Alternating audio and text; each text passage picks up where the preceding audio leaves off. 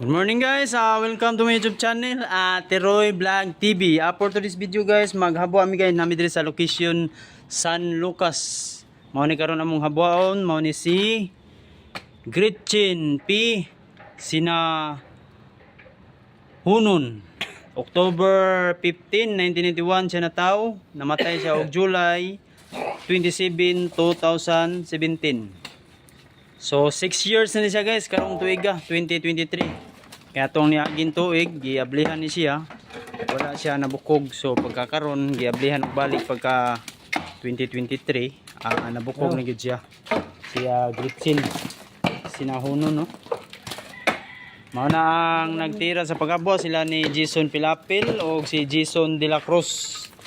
So ayan, nagbutas nitso, no. Yan, nakita nyo nga kabaong may